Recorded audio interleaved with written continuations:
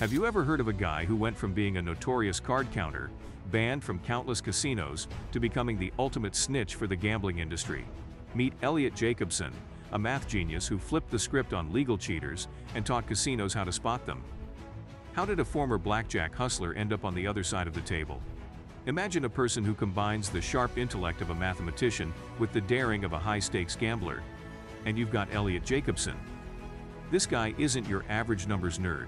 He has a PhD in mathematics, which means he's got brains that could probably outsmart a supercomputer.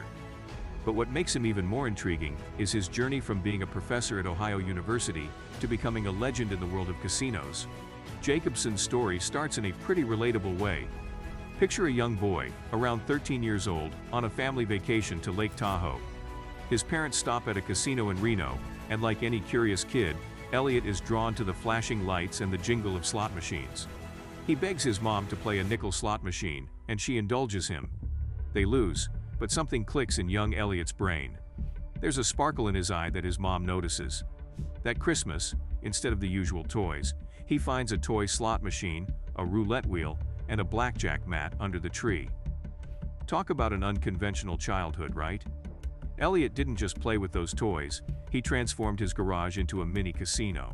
He invited the neighborhood kids over and ran games, ensuring he always had the odds in his favor. One of the first signs he put up announced that the house's roulette payout for hitting a single number was 10-1. For those of you who aren't casino buffs, the usual payout is 35-1.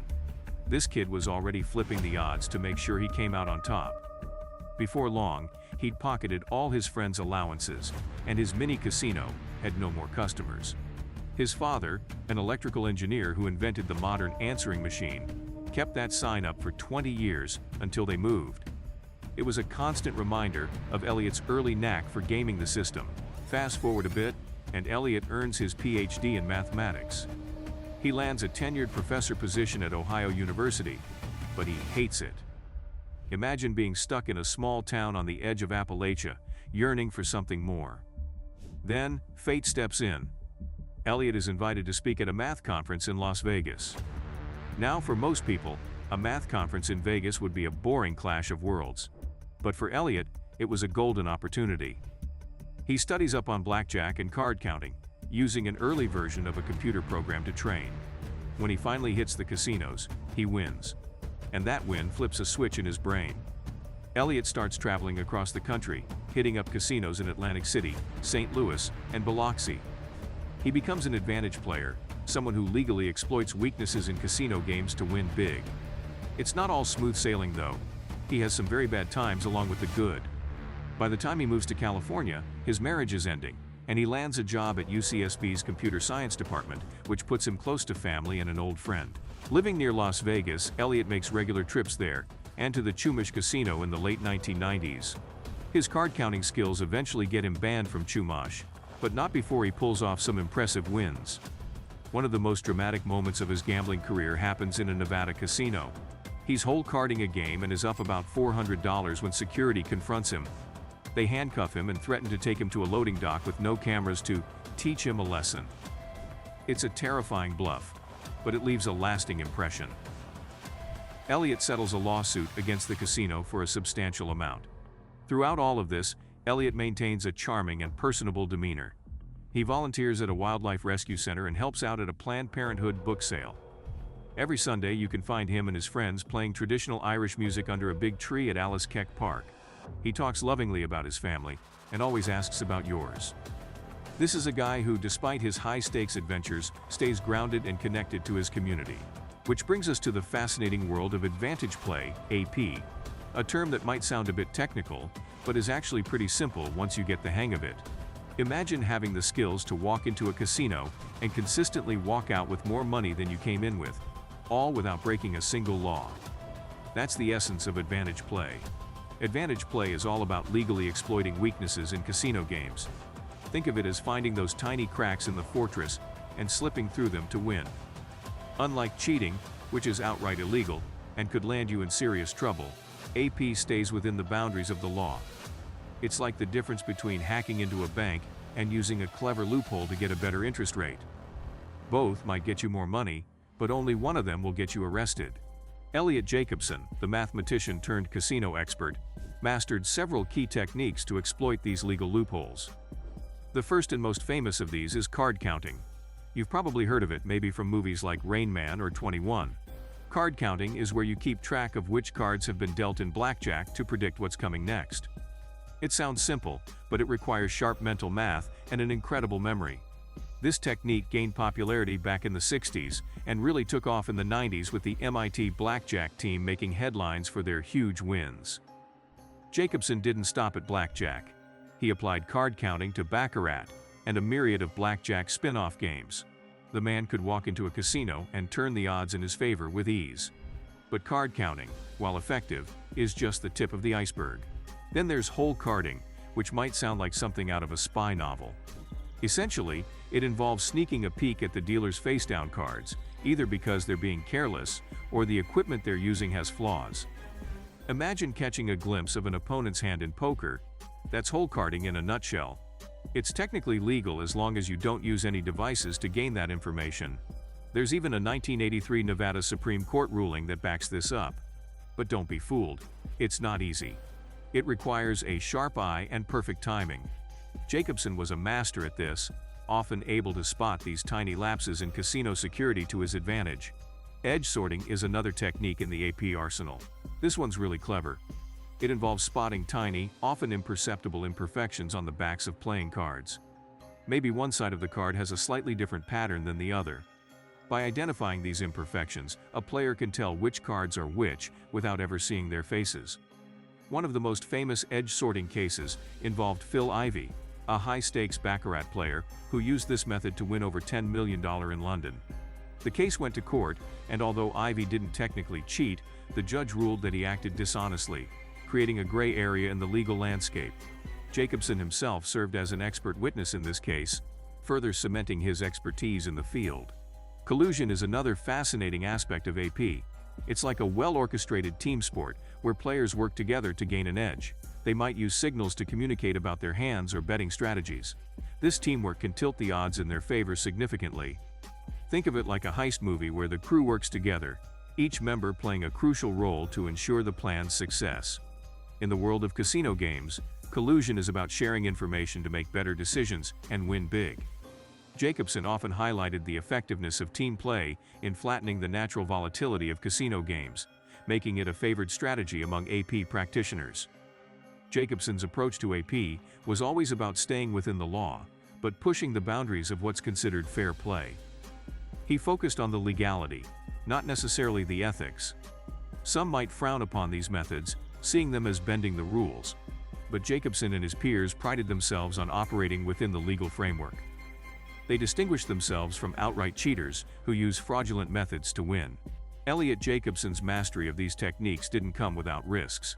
Casinos are not fond of AP players, to say the least. He faced bans, threats, and even physical intimidation. One night in a Nevada casino, Jacobson was handcuffed and threatened by security, who took him to a back room with no cameras, hinting at a violent lesson. This encounter ended with a significant legal settlement in Jacobson's favor, but it underscores the dangers of this high-stakes game. Despite the risks and the animosity from both casinos and fellow players, Jacobson's contributions to the world of AP are undeniable. His deep understanding of the mathematics behind these games, combined with his willingness to share his knowledge openly, has left a lasting impact. He's written books, conducted seminars, and published detailed strategies on his blog, helping to educate both casino operators and players. Jacobson's rise in the gambling world is nothing short of remarkable. After earning his PhD, he found himself stuck in a small town in Ohio, teaching at the university, and feeling pretty miserable about it. A math conference in Las Vegas presented an escape route, and he grabbed it with both hands. Armed with his knowledge of blackjack and card counting, he hit the casinos. His first visit to Las Vegas was a game changer. He won big, and that initial victory was all it took to ignite his passion for gambling. From there, Jacobson became a regular in the major gambling hubs: Las Vegas, Atlantic City, Biloxi, and beyond. He was like a modern-day treasure hunter, seeking out casinos where he could use his skills to beat the house. His frequent visits to these hotspots made him a well-known figure in the gambling community, but not always for the right reasons. Casino security teams started to recognize him, and he soon found himself on the radar of many pit bosses. One of the most notable incidents happened in Las Vegas. Jacobson was doing his thing, using his card counting skills to his advantage, when he got a little too successful for the casino's liking. Security officers approached him, and before he knew it, he was being escorted to a back room. The threat of physical violence was very real. They handcuffed him, and one of the guards whispered that they were taking him to a loading dock with no cameras, where they intended to teach him a lesson. Jacobson, always quick on his feet, started yelling for help, but the guards dismissed him as a cheat and a troublemaker. They wanted to scare him, and they definitely succeeded. This terrifying experience ended with Jacobson being released, but it left a lasting mark on him. He later sued the casino for kidnapping and false imprisonment and won a significant settlement, but the encounter made him acutely aware of the risks involved in his line of work. As Jacobson's reputation grew, so did the dangers. The more successful he became, the more casinos started to see him as a threat. He was banned from numerous establishments, including some of the biggest names in Las Vegas. His list of bans reads like a who's who of the casino world: the Horseshoe, the Flamingo, Circus, Mandalay Bay, and even his local Chumash Casino. Each ban was a badge of honor, a testament to his skills, but it also meant that his options were becoming increasingly limited. The turning point in Jacobson's gambling career came with the realization that the stakes were getting too high. He was facing not just financial risks, but physical threats as well. The incident in the back room was a wake-up call. He began to understand that the life of a high-stakes gambler wasn't all glamour and big wins.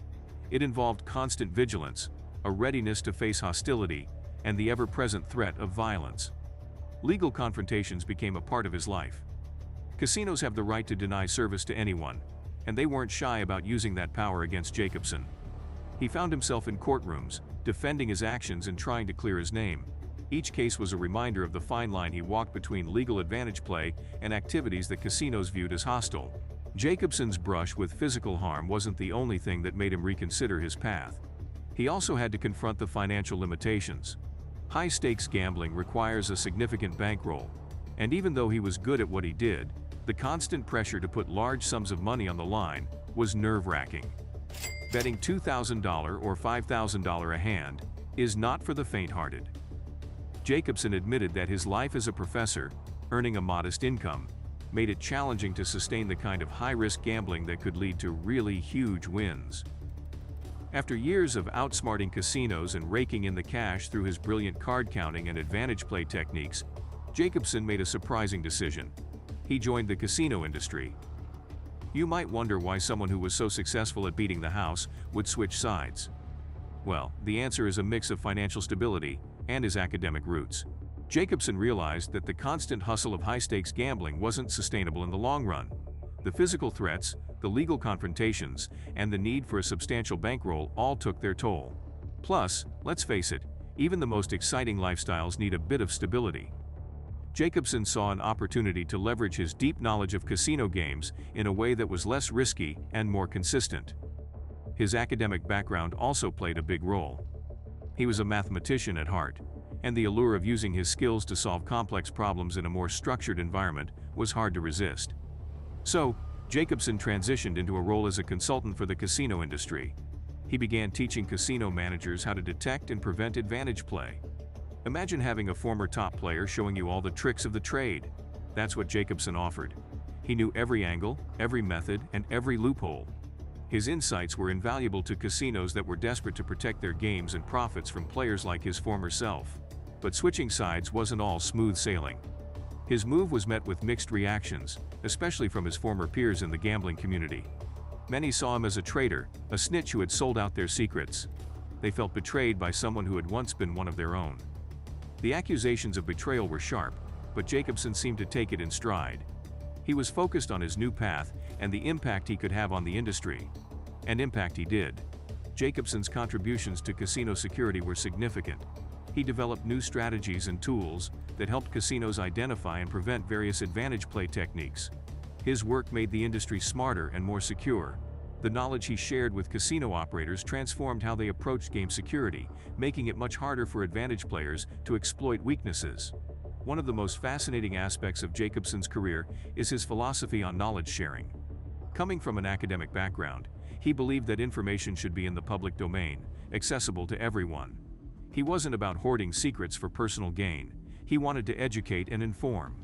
This belief led him to publish his research and strategies on a free online blog, making his vast knowledge available to anyone who was willing to learn. Jacobson's blog became a treasure trove of information on advantage play.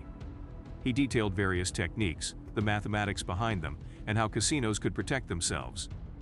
This open sharing of knowledge was a game changer. It wasn't just the casinos that benefited from his insights. Aspiring advantage players and the general public gained a deeper understanding of the intricacies of casino games. One of Jacobson's major works is Advanced Advantage Play. This 475-page book is a comprehensive guide on how to beat various casino games, from blackjack and baccarat to proprietary games like Mississippi Stud and High Card Flush. The book is packed with detailed strategies and mathematical analyses, making it an essential read for anyone interested in the world of advantage play.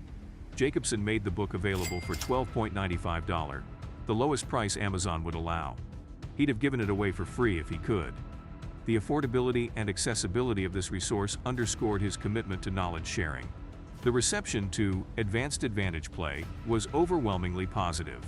It was praised for its depth, clarity, and practical insights. The book didn't just appeal to advantage players, it became a valuable resource for casino operators and anyone interested in the mathematics of gambling. Jacobson's work made a significant impact on the gambling industry, helping casinos become smarter and more secure while educating a broader audience about the nuances of casino games. Jacobson's approach to sharing his knowledge transformed the gambling world. By making his research public, he bridged the gap between advantage players and casino operators, fostering a better understanding on both sides. His efforts to educate and inform have left a lasting legacy, proving that the best way to win is by sharing what you know. In the end, Eliot Jacobson's story is a fascinating journey of transformation. From a high-stakes player who knew how to beat the system to a respected consultant and educator, he navigated the complexities of the gambling world with intelligence, resilience, and a passion for knowledge. His willingness to share his insights openly has made the casino industry smarter and more secure, leaving an indelible mark on the world of gambling. So, what are your thoughts on this? Let us know in the comments below.